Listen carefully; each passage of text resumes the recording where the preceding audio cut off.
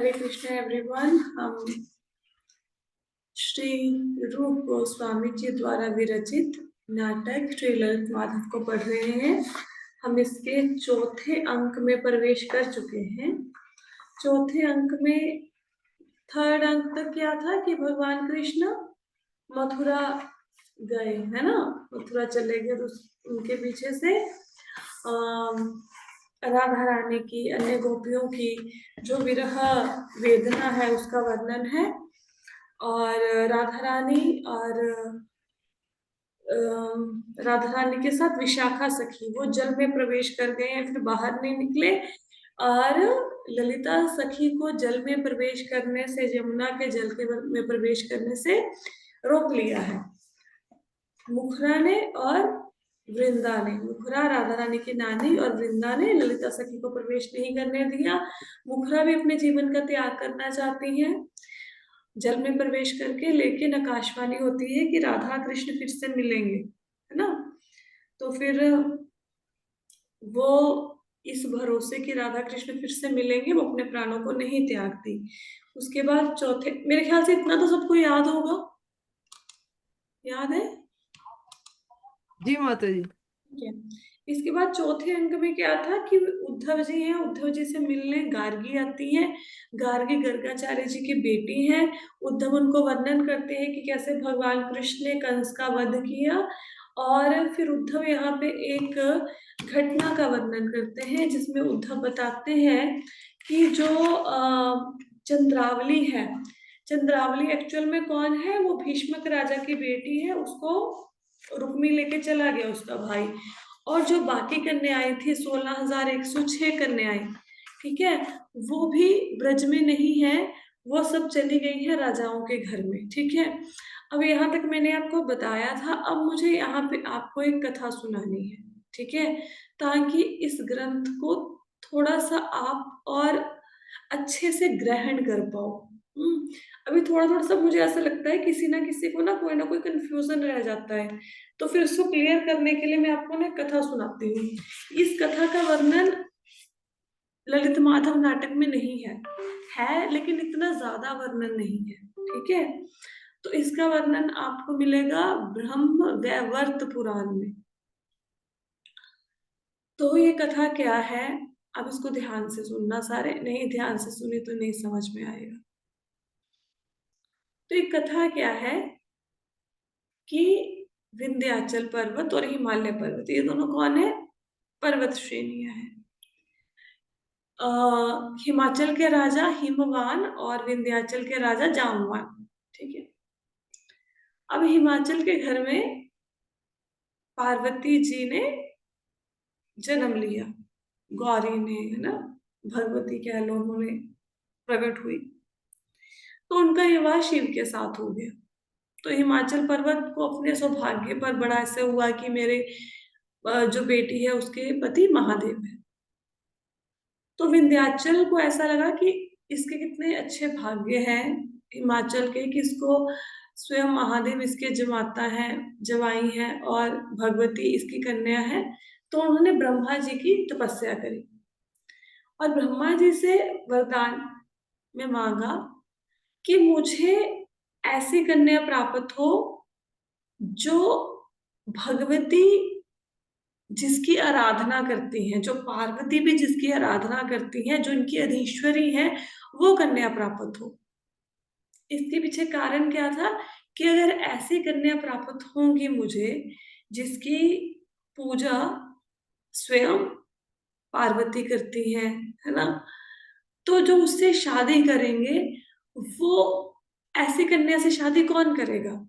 जो सभी देवियों की अधिष्ठात्री देवी है उनसे शादी कौन करेगा? जो महादेव के आराध्य हैं, महादेव जिसकी आराधना करते हैं, वही उनसे शादी करेंगे ना। सभी देवियों की अधिष्ठात्री देवी से शादी कौन करेगा? महादेव के आराध्य जो है ना। तो उन्होंने ऐसा वरदान ब्रह्मा जी से मांगा, तो ब्रह्मा जी ने ये वरदान उनको दे दिया। कि विंध्याचल पर्वत के मन में अब आश्वासन उनको मिल गया कि जो मेरे कन्या होगी वो ऐसी कन्या होगी जो सब देवियों में सबसे बड़ी है, सबकी अधिष्ठात्री देवी है। और जो मेरे जवाई होंगे वो महादेव के भी अधीश्वर होंगे, उनसे भी बड़े होंगे। अब ब्रह्मा जी ने वरदान तो दे दिया, लेकिन अब ब्रह्मा जी को ये पता नहीं है कि भाई ये है कौन, सब देवियों की अधिष्ठात्री देवी है कौन। हाँ, अब कुछ माताओं ने लेट ज्वाइन किया है, क्या किया जाए। चलो एनीवेज ठीक है, एक मिनट रुको, जस्ट 1 मिनट। अब ब्रह्मा जी को ये पता नहीं है कि सब देवियों की अधिष्ठात्री देवी इनसे बड़ी कौन है, उनको पता नहीं है। अब क्या हुआ, अब देखो जिन माताओं ने लेट ज्वाइन किया है तो मैं क्या करूं, मैं ना सिर्फ 2 मिनट में कथा को रिपीट करती हूँ। मैंने अभी तक कुछ नहीं कथा में ज्यादा सुनाया है, जो पहले हमने पढ़ा है उसका थोड़ा सा रिवीजन किया है। आज मैं आपको एक कथा सुनाने वाली हूँ ब्रह्म वैवर्त पुराण से। इस कथा को सुनने के बाद ना जितने भी इस ललित माधव को लेके आपके संशय है, डाउट है, उन सबका निवारण हो जाएगा। ठीक है, तो यह कथा क्या है कि हिमाचल पर्वत को पार्वती कन्या थी जिनके पति महादेव थे। तो हिमाचल पर्वत को इस बात पे गर्व था, तो विंध्याचल पर्वत ने सोचा मुझे ऐसी कन्या होनी चाहिए जो पार्वती भी जिसकी पूजा करती है, जो उनकी अधिष्ठात्री देवी है। तो उन्होंने ब्रह्मा जी से वो करके ब्रह्मा जी से तपस्या करके वरदान मांगा कि मुझे ऐसी कन्या चाहिए जो पार्वती की भी अधिष्ठात्री देवी है, क्योंकि ऐसी कन्या का विवाह किससे होगा, जो महादेव के भी अधिष्ठाता है, जिनकी पूजा महादेव करते हैं, ऐसी कन्या का विवाह उन्हीं से होगा ना। तो इसलिए विंध्याचल पर्वत ने ऐसा वरदान ब्रह्मा जी से मांगा, तो ब्रह्मा जी ने ये वरदान दे दिया। अब ब्रह्मा जी ने वरदान तो दे दिया, लेकिन अब उनको ये नहीं पता कि जो पार्वती है इनकी भी अधिष्ठात्री देवी कौन है जिनकी ये आराधना करती हैं। तो ब्रह्मा जी ने ऐसे स्तुति की भगवान की, ब्रह्मा जी को जब कोई प्रॉब्लम होती है तो भगवान की स्तुति करते हैं। तो भगवान की स्तुति की तो वो पहुंच गए गोलोक वृंदावन। तो भी बाहर से स्तुति करी, अभी गोलोक वृंदावन के दरवाजे खुले नहीं थे। तो स्तुति करी तो गोलोक वृंदावन के दरवाजे खुले, तो वहां पे राधा कृष्ण की नित्य लीलाएं चल रही हैं। राधा कृष्ण वहां पे बैठे हैं, तो ब्रह्मा जी ने बताया स्तुति करने के बाद कि मैंने विंध्याचल पर्वत को ये वरदान दे दिया कि भाई उनको ऐसी कन्या होगी जो पार्वती की भी अधिष्ठात्री देवी है। तो राधा रानी ने बताया कि उनकी अधिष्ठात्री देवी मैं हूं। तो जितनी भी देवियां हैं ना, जो आपको जितनी भी दुर्गा के रूप जगत में नजर आते हैं, ये सब राधा रानी की ही अंश है। हाँ, तो वो कहते कि ठीक है, अब आपने वरदान दे दिया है, तो आपके वरदान को सत्य साबित करने के लिए मैं इनके यहाँ पे पुत्री रूप में प्रकट हूँ। ठीक है, तो ब्रह्मा जी आश्वस्त हो गए, वो चले गए।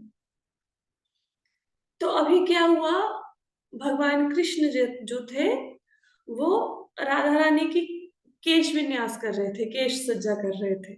तो राधा रानी ऐसे दर्पण में, सामने शीशा है, दर्पण है, राधा रानी बैठी है, उनके पीछे कृष्ण है जो उनके केशों को संवार रहे हैं। अब राधा रानी को इतना प्रेम है भगवान से, और राधा रानी जब भगवान का प्रेम देखती हैं तो उनको मूर्छा आ जाती है। अब राधा रानी मूर्छित हो जाती है भगवान का प्रेम देख। इधर क्या होता है कि भगवान कृष्ण के चरणों से एक गोपी प्रकट हुई थी जिसका नाम था विरजा। क्या नाम था, विरजा।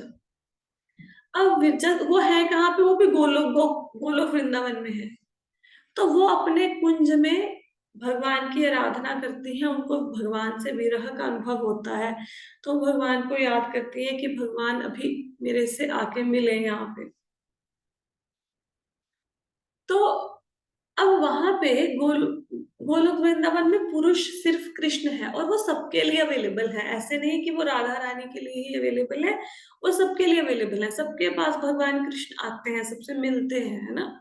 लेकिन वो मिलना ऐसे हमारे संसारिक स्त्री पुरुष के मिलने जैसा नहीं होता। अब हमारे यहाँ पे तो क्या होता है कि जैसे पति पत्नी का संबंध है ना। तो जो पत्नी है वो पति का अंश नहीं है। पत्नी पति के अंदर से तो नहीं निकली ना, पति का अंश तो नहीं है। लेकिन ऊपर जो गोलोक वृंदावन में ये शक्तियां हैं, वहां पे और पुण्य आत्माएं हैं, वो सब भगवान कृष्ण का अंश है, वो भगवान कृष्ण से ही आए हैं, हम लोग भगवान कृष्ण का अंश है ना। तो भगवान कृष्ण इन सबके साथ प्रेम का आदान प्रदान करते हैं। तो इसका मतलब ये है कि भगवान कृष्ण अपने अंश के साथ ही प्रेम का आदान प्रदान कर रहे हैं, कोई दूसरा नहीं है वहां पे। ये दुनिया में जो पति पत्नी का प्रेम है उसके साथ इसकी तुलना नहीं की जा सकती। यहाँ पे तो वो काम वासना है, लेकिन वो जो प्रेम ऊपर गोलोक वृंदावन में है वो काम वासना नहीं है, वो प्रेम है।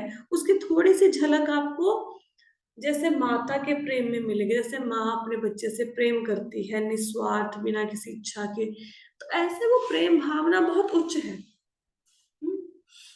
तो वहां पे भी विरजा सखी भगवान को याद कर रही है कि भगवान मुझे दर्शन दे, आके मिले।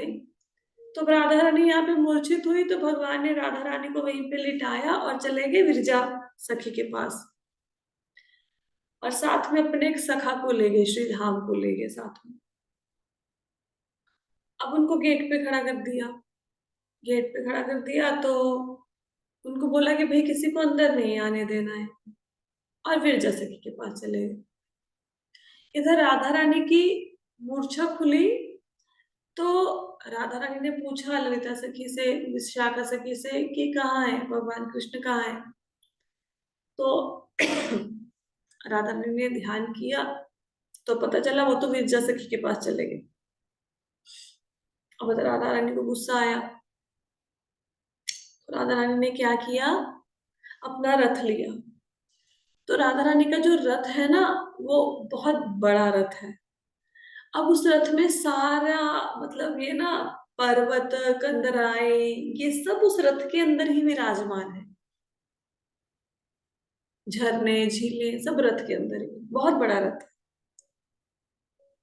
अब उस रथ के अंदर राधा रानी ने अपनी थोड़ी सी सखियों को, समझ लो, लिया, गोपियों को,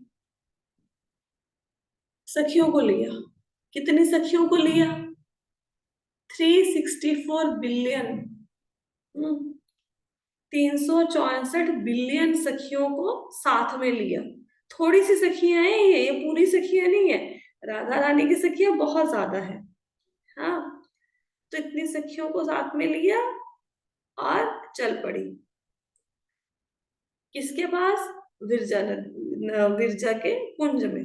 ठीक है, तो 1 बिलियन, मतलब जो मैंने 364 बिलियन आपको बोला, बिलियन कितना होता है, 1 बिलियन 100 करोड़ के बराबर होता है।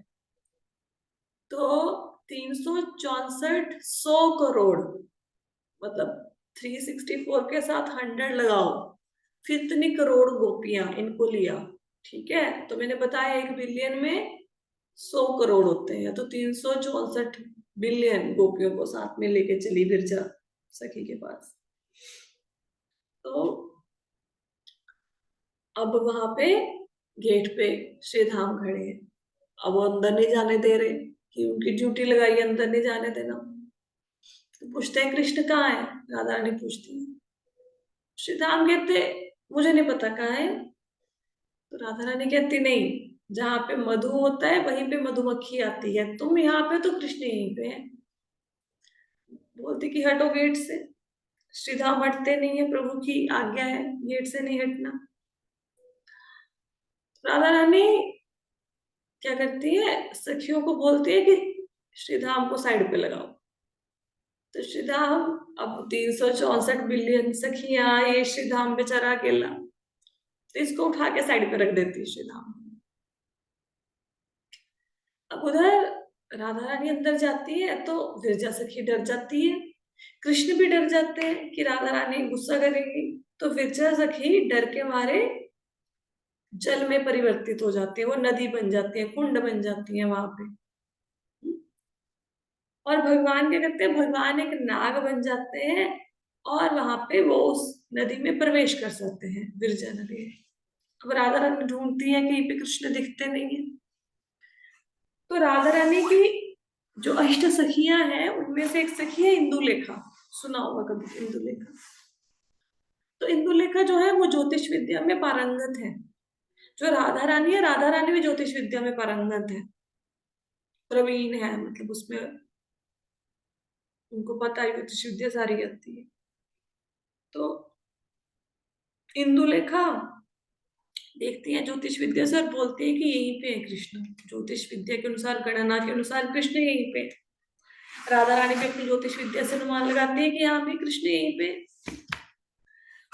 तो उनकी दृष्टि पड़ती है जल में, तो वहां पे एक नाग है, तो राधा रानी को पता लग जाता है कि ये कृष्ण है। तो राधा रानी को गुस्सा आता है, क्या करती है, अब वो मोर बन जाती है। सांप मोर से डरता है ना, तो राधा रानी मोर का रूप धारण कर लेती है। बहुत सारे पंख होते हैं उनके। तो राधा रानी उनको पकड़ लेती है, कृष्णा को, और फिर ऐसे थोड़ा होता है झगड़ा, सॉर्ट ऑफ कह सकते हो आप, है ना। तो गुस्सा होती है, फिर कृष्ण अनुनय विनय करके राधा रानी को मनाते हैं। तो राधा रानी कहती है कि नदी पे दृष्टि पड़ती है उनकी, वो कहती है कि ये विरजा सखी है ना, यही है ना विरजा सखी जो कुंड बनी हुई है।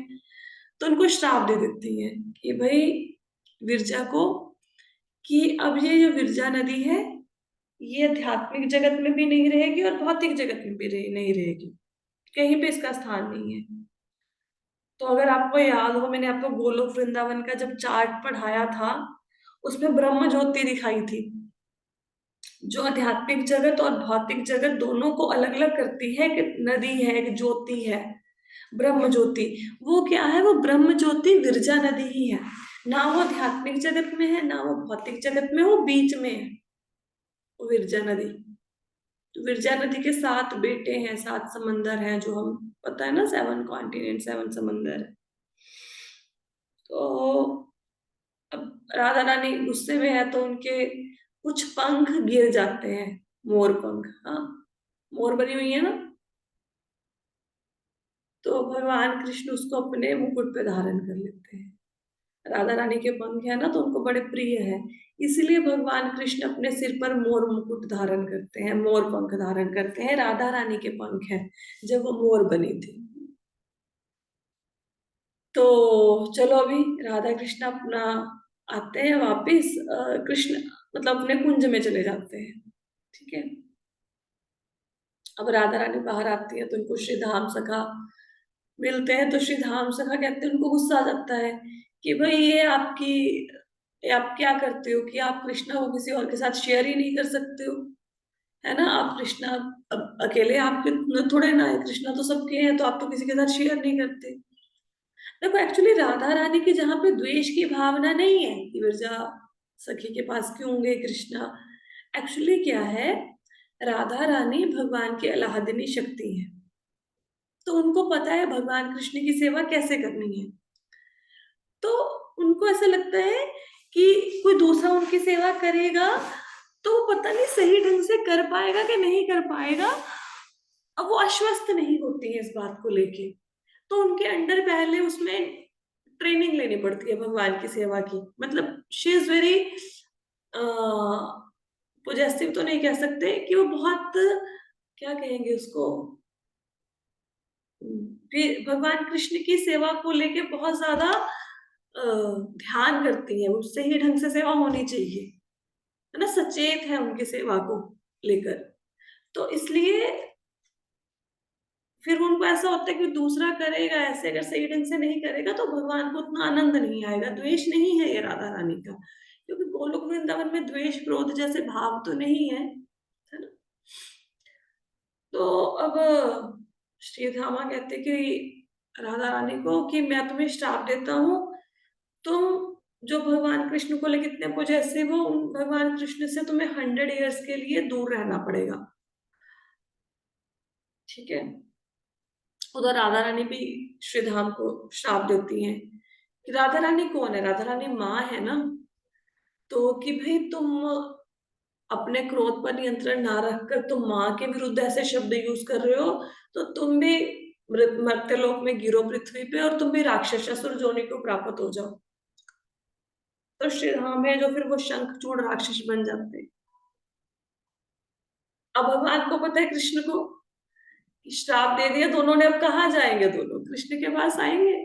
और श्री धाम आते हैं, श्राप दे दिया, श्राप दे दिया, राधा रानी आते हैं, श्राप दे दिया, श्राप दे दिया। तो फिर भगवान कहते हैं कि श्राप देकर खुश थोड़ा ना होता है कोई किसी को, है ना।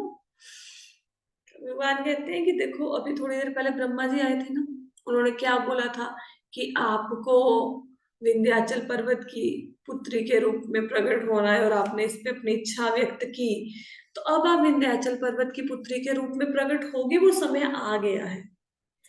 और श्री धामा ने भी ये सब मेरी ही इच्छा से हुआ है, ये मेरी ही लीला है, क्योंकि वो समय आ भगवान ब्रह्मा जी के दिन में एक बार प्रकट होते हैं, है ना। और हम बड़े भाग्यशाली हैं कि भगवान अभी अभी 5,000 साल पहले प्रकट हुए पृथ्वी पे। तो कहते हैं कि वो समय आ गया है जब पृथ्वी पे अवतार लेना है, तो इसलिए ये सारी जो लीला हुई है ये विधि का ही विधान है, इसमें किसी का कोई कंट्रोल नहीं है। तो राधा रानी को कहते हैं कि चलो अभी अवतार लेना है, धरती पर चलो। राधा रानी कहती मैं कैसे जाऊं, वहां पे श्रृंग पर्वत नहीं है, वहां पे ये वृंदावन नहीं है, मैं तो वृंदावन से बाहर रहने की आदी नहीं हूँ, वहां पे सखियां नहीं है, मैं कैसे जाऊं धरती पर। तो भगवान कहते वो सारी व्यवस्था हो चुकी है, वृंदावन पहले ही धरती पर भेज दिया गया है, ये पार्षद सखियां ये भी अवतार लेंगे हमारे साथ, धरती पर आएंगे। और जो ये श्रृंग पर्वत है ये भी गोवर्धन पर्वत के रूप में, गिरिराज के रूप में धरती पर अवतरित होगा। तो सारी व्यवस्था कर दी है, जैसा यहाँ पे आपको इन्वायरमेंट मिलता है, जहाँ पे जैसा माहौल मिलता है वैसे ही वहां पे मिलेगा, आप चलो साथ में। राधा रानी मान जाती है, फिर वो अवतार लेती है यहाँ पे। अब राधा रानी की प्राप्ति का किसने वरदान लिया, विंध्याचल पर्वत ने। अब राधा रानी विंध्याचल पर्वत के स्वपन में आती है, उनको कहती है कि भाई तुमने वरदान लिया है, तो मैं तुम्हारे घर में प्रकट तो होंगी, जन्म तो लूंगी, लेकिन मैं तुम्हारे पास रहूंगी नहीं, क्योंकि मैंने जो सूर्य देव है, सूर्य देव सब पता है ना, सूर्य चमकते हैं जो, और उनकी पत्नी, सूर्य देव की दो पत्नियां है ना, एक संध्या और एक छाया, दो पत्नियां हैं। छाया जो शनिदेव जिनके बेटे हैं। तो कहते हैं मैंने सूर्य देव और उनकी पत्नी छाया को प्रॉमिस कर रखा है कि मैं उनकी पुत्री बन के प्रकट होंगी, तो मैं जन्म तुम्हारे यहाँ पे लूंगी, लेकिन फिर मैं सूर्यदेव और छाया के यहाँ पे चली जाऊंगी। सूर्यदेव कौन है, वृषभानु। कीर्तिदा जो राधा रानी की माता है, कीर्तिदा वो कौन है, छाया। ठीक है, वो कहाँ पे है, बरसाना में है ना। विंध्याचल पर वे कहते हैं ठीक है आप प्रकट हुई। अब राधा रानी प्रकट होती है विंध्याचल पर्वत के, यहाँ पे दो बेटियां होती हैं, राधा रानी और चंद्रावली। चंद्रावली कौन है, चंद्रावली भी राधा रानी की बहन है, और चंद्रावली राधा रानी का ही अंश है, उनसे भिन्न नहीं है, उन्हीं का अंश है। तो दो बेटियां प्रकट होती हैं। अब इधर पूतना को कंस आदेश देता है कि भी जितने भी बच्चे हैं छोटे सबको मार डालो। तो पूतना क्या करती है, पूतना चाहे किसी गरीब का बच्चा है, चाहे अमीर का है, राजा का है, रंग का है, सबका, सबके बच्चों को ढूंढ ढूंढ के मारना शुरू कर देती है। तो पूतना आती है, बच्चों को मारते मारते ढूंढते ढूंढते विंध्याचल पर्वत के यहाँ पे। अब यहाँ पे राधा रानी और चंद्रावली का नामकरण संस्कार हो रहा है। तो पूतना आके बच्चों को उठा लेती है वहां उस सेरेमनी से। तो विंध्याचल पर्वत को बड़ा गुस्सा आता है, वो ब्राह्मणों को बोलते हैं कि कोई मंत्र का उच्चारण करो, रोको इसको। तो ब्राह्मण राक्षस नाशक मंत्र का उच्चारण करते हैं। तो इससे क्या होता है कि पूतना खेचरी है, खेचरी समझते हैं, खेचरी होता है उड़ने वाली, जो उड़ सकती है। तो पूतना खेचरी को, इस खेचरी को रोको, तो जो मंत्र का उपयोग करते हैं उससे पूतना उड़ने में असमर्थ हो जाती है, उड़ नहीं पाती। अब कोई जहाज है, उड़ नहीं पा रहा, तो धरती पे गिरेगा ना, तो धरती की तरफ धीरे धीरे गिरने लगती है। तो दो कन्याएं उन्होंने उठाई होती हैं, वो गिर जाती है उनके हाथ से। जो राधा रानी है वो कमल के फूल के ऊपर गिर जाती है, और जो चंद्रावली है वो अरबी के पत्ते के ऊपर, अरबी होती है ना, सब्जी होती है, उसका पत्ता होता है, वो अरबी के पत्ते के ऊपर गिर जाती है। अब जो चंद्रावली है वो ऐसे पत्ते के ऊपर तैरती तैरती विदर्भ देश में पहुंच जाती है। विदर्भ देश में भीष्मक राजा है, रुक्मी के पिता। हम्म। तो विदर्भ देश में जब राजा उस समय जंगल में जा रहे होते हैं, शिकार खेलने गए होते हैं, उनको ऐसे कन्या का रोना सुनाई देता है, देखते हैं बहुत सुंदर कन्या, घर ले आते हैं, बेटी जैसे पालते हैं। और जो राधा रानी है जो कमल के फूल के ऊपर गिरी, अब वो यमुना नदी में होते होते वृषभानु जी को मिलती है। वृषभानु देखते हैं बहुत सुंदर कन्या है, घर ले आते हैं, पुत्री के तौर पर सम्मानित करते हैं, पुत्री बना के रखते हैं। और राधा रानी जैसे बरसाना में आती है, बरसाना में आनंद छा जाता है, क्योंकि राधा रानी का प्रेम तो सर्वोत्तम है ना, सर्वोपरि है। तो वो तो माधुर्य की एक ढंग से क्या कहे प्रतिमा है। तो सब लोग आनंद में मगन हो जाते हैं, पर राधा रानी आंखें नहीं खोलती, क्योंकि वो ये राधा रानी का प्रेम भाव है। देखो, आंखें नहीं खोलती कि देखना है सिर्फ कृष्ण को, देखना है सबसे पहले, किसी और को नहीं देखना। थोड़ी बड़ी है राधा रानी एज में कृष्णा से ना, थोड़ी सी। तो अब यहाँ पे बड़ा हर्ष और उत्साह का माहौल है। चंद्रावली के पिता भी खुश है। अब लेकिन पूतना तो अपना काम कर रही है ना, पूतना मरी थोड़े ना है। यहाँ उसको राक्षस नाशक मंत्र से ये है कि उड़ नहीं सकती अब, लेकिन ऐसा नहीं है कि वो मतलब बच्चों को उसने मारना छोड़ दिया। वो अपना जो उसका काम था बच्चों को मारने का वो करती जा रही है। अब सारे राजाओं ने सोचा क्या किया जाए, बच्चे हैं, छोटे छोटे बच्चे हैं उनके, कैसे उनको बचाया जाए। तो सब लोगों ने क्या किया, ऐसे ही भीष्मक राजा ने भी सोचा कि भाई पूतना तो इसको मार डालेंगे, क्योंकि Kansa was very powerful, Kansa बहुत शक्तिशाली था। उससे कोई राजा, उससे जैसे हिरण्यकश्यप था ना, ऐसे कंस भी था, उससे कोई पंगा लेने की हिम्मत नहीं करता था, ऐसे उससे दुश्मनी नहीं मोल लेता था। तो विदर्भ राजा को हुआ कि मेरी पुत्री जो चंद्रावली है, इसको कैसे पूतना से बचाए, यहाँ से तो ले जाएगी। बाकी राजा थे, उनकी भी बेटियां थी, 16,106 पुत्रियां थी, बाकी राजाओं की भी, हर एक के। उन्होंने सोचा कैसे इन बेटियों को बचाया जाए। तो उन्होंने क्या किया, जो चंद्रावली है, अब राधा रानी तो है व्रज में, वृषभानु जी की बेटी है, तो चंद्रावली को भीष्मक राजा दे गए वृषभानु जी के भाई को, कि भाई अब पूतना के डर से तुम्हारे पास छोड़ के जा रहे हैं।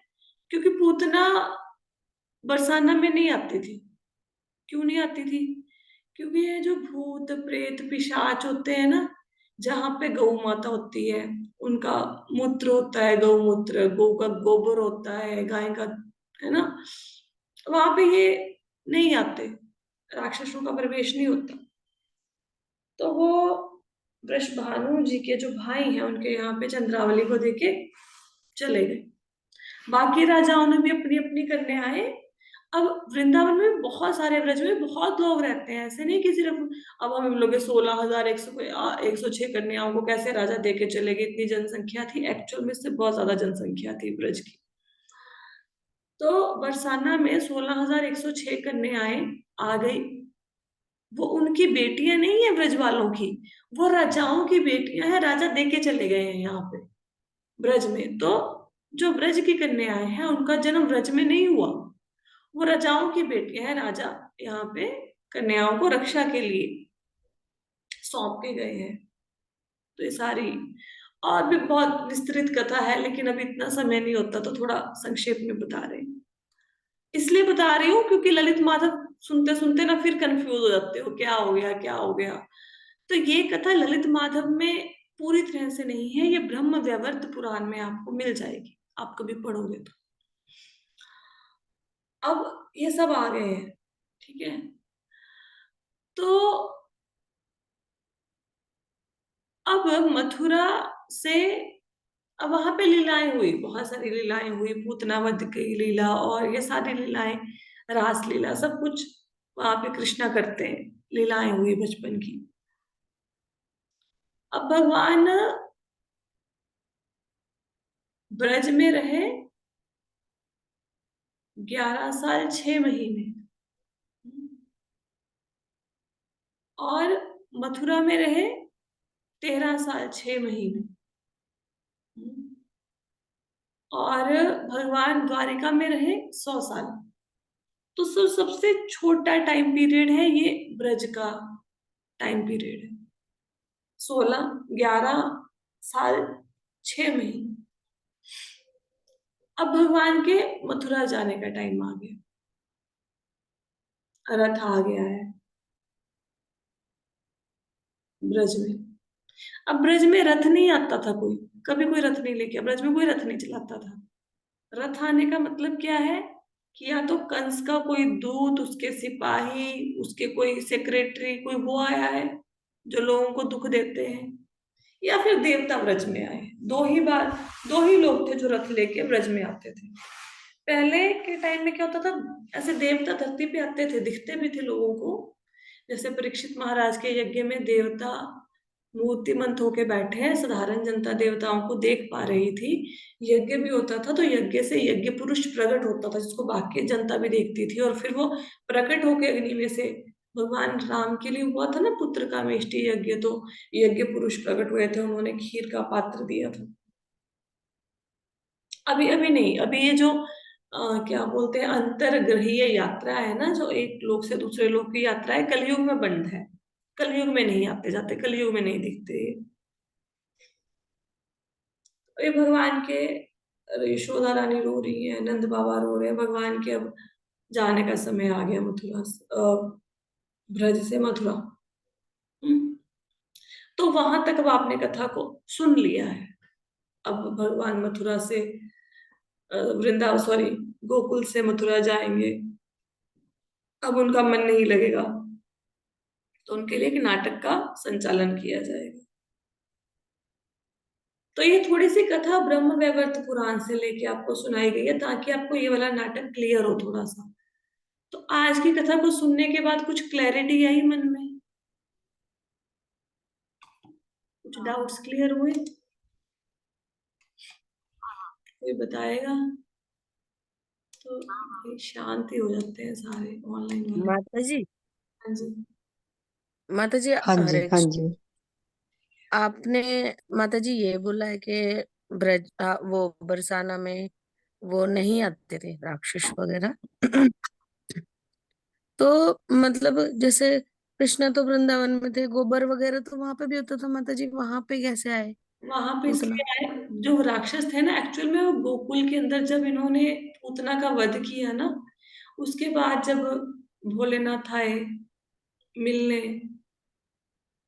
भगवान कृष्ण को, तो भोलेनाथ ने तब बोला कि मैं यहाँ पे, अब यहाँ पे रहूंगा, यहाँ पे कोई राक्षस प्रवेश नहीं करेगा। तो वो नंद भवन में राक्षस नहीं आते थे, ठीक है, क्योंकि वहां पे भोलेनाथ है। और भगवान कृष्ण के घर में राक्षस नहीं आते थे। अब जो मारा, ये बकासुर को मारा, अघासुर को मारा, ये घर से बाहर मारा भगवान ने, जंगलों में मारा है। जी ये थे, कृष्ण तब भी मारा था ना। हाँ, तो भी जंगल में जाके मारा है भगवान ने, ऐसे ब्रज में प्रवेश नहीं था इन राक्षसों का। पूतना के वध के बाद भोलेनाथ वहां पे विराजमान थे, तो वो रक्षा करते थे, ठीक है, तो नहीं आते थे वहां। ठीक। भगवान ने वरदान दिया था भोलेनाथ ने। हम्म। और और कोई प्रश्न? कुछ अब कथा के साथ मेरे ख्याल से अब वो जो प्रश्न थे ऐसा कैसे हो गया, चंद्रावली रुक्मिणी कौन कैसे बने, है ना, तो थोड़े से प्रश्न मेरे को लगता है आज की कथा के बाद थोड़े से ज्यादा क्लियर हुए होंगे, है ना। हाँ जी, हाँ हाँ जी, जी, हाँ जी। काफी क्लियर हो गया। हाँ, तो एक्चुअली ना हर शास्त्र में हर कथा पूरे ढंग संपूर्ण रूप से नहीं होती, फिर उसको समझाने के लिए किसी और शास्त्र का रेफरेंस लेना पड़ता है, फिर किसी और अलग अलग पुराणों में ना अलग अलग कथाएं हैं, तो फिर उसके लिए पढ़ना पड़ेगा, पढ़ के हमें संपूर्ण ज्ञान होगा। ठीक है, अब जैसे मैंने जब से आपको छोटी सी कथा सुनाई, अब गोकुल की लीलाएं अगर गोलोक वृंदावन की लीलाएं पढ़नी हो फिर वो कहाँ पे पढ़ेंगे, फिर उसके लिए अलग से आपको पुराण को रेफर करना पड़ेगा। ब्रह्म वैवर्त पुराण में भी थोड़ी सी गोलोक वृंदावन की लीलाएं आपको मिलेंगी, इसमें राधा कृष्ण के जन्म की लीला, उनकी और लीलाएं भी मिलेंगी। अच्छा, विदग्ध माधव पढ़ोगे वहां पे, यहाँ पे तो आपको ललित माधव में मिलेगा कि ब्रज की कन्याएं भगवान कृष्ण से मिलती हैं रानियां बन के, और ललित विदग्ध माधव में क्या है, उसमें राधा कृष्ण की लीलाएं हैं। ऐसे अलग अलग स्क्रिप्चर्स में अलग अलग लीलाओं का वर्णन है ना, पूरा पूरा वर्णन एक में नहीं मिलेगा। अलग अलग स्क्रिप्चर्स में ऐसे जोड़ना पड़ता है कड़ियों को। तो कल जहां से कथा छोड़ी थी हमने वहां से फिर वहां से स्टार्ट करेंगे। आज मैंने इसलिए समझाया क्योंकि बार बार फिर प्रश्न आ जाते थे, फिर कंफ्यूज हो जाते थे आप लोग, ये क्या हो गया, तो इसलिए मेरे को ये कथा सुनानी पड़ी आपको। बाकी की कथा हम कल से करेंगे, ठीक है। ओके जी, thank you so much everyone for joining the